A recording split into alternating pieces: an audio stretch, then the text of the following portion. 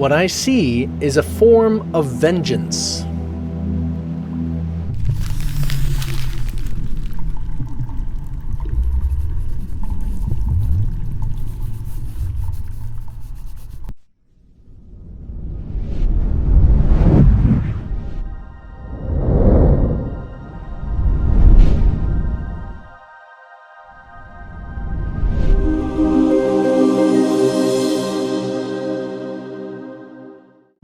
Psychologically, this gets into, right at first, about the fact that you see an attack coming and then you try to defend yourself from that attack. And what really, regardless, you might be able to recognize that you see an attack coming because you're having attack thoughts.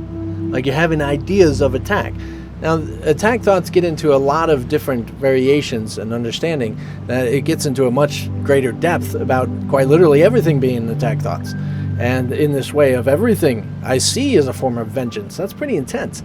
But just off the surface, we can recognize that in your relationships, you might interpret something as offensive that something else or someone else does not intend to be offensive. And it's interesting because I see even in my family, even just friends nearby, and all this stuff, that we speak different languages.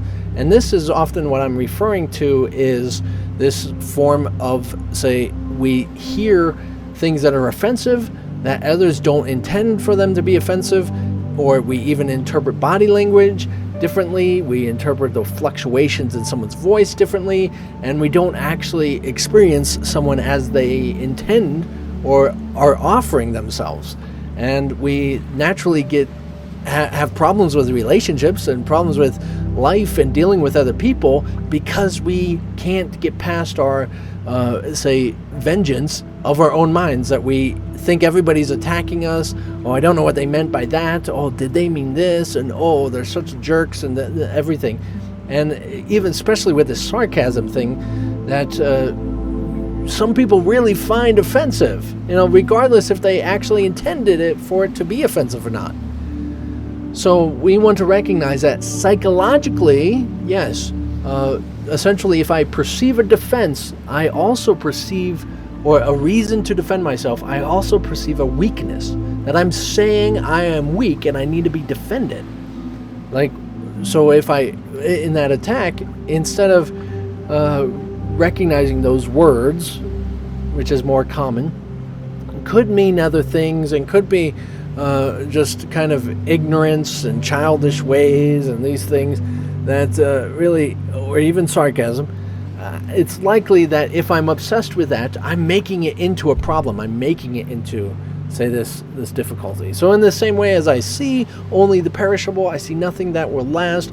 What I see is not real. What I see is a form of vengeance. This is what this is about, more so than just the illusionary perspective.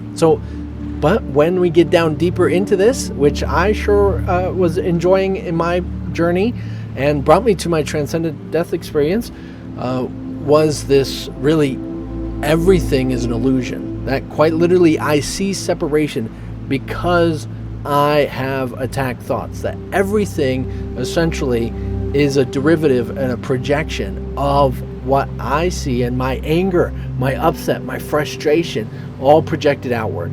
Like if I think of death, I'm experiencing death around me. I'm experiencing these hardships and problems for everybody.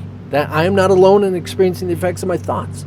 And what was God did not create a meaningless world, and yet we're talking about disasters and everything.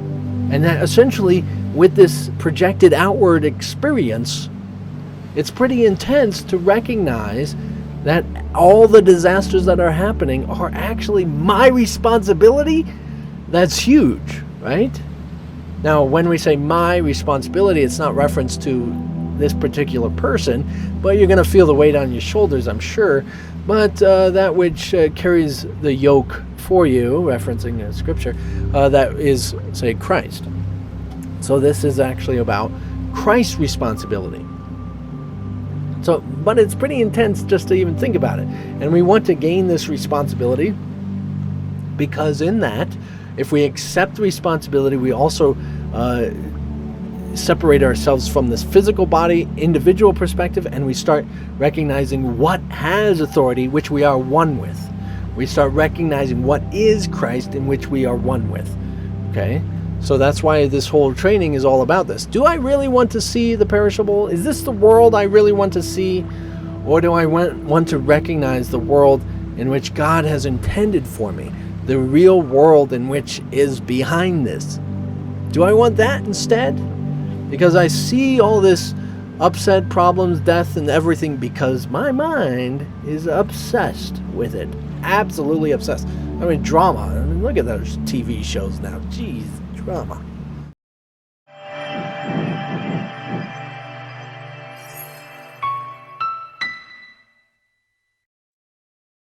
So the whole practice of taking responsibility for everything, which this course gets into, is because we want to recognize the only thing that can actually have responsibility for all of this occurrence, because we are just manifestations of it, is that which is Christ. So if we gain that responsibility, or accept it, we are also accepting what actually has responsibility.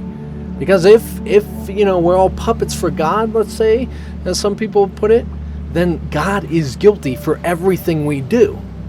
Think about it. So what is and who is responsible for all of this is who is in charge of all this. And if it's just you, and if you're manifesting this whole universe, think about it. And there is a way out of it. Now, this is about also recognizing miraculous thinking also brings about miraculous living. Boot-a-loot.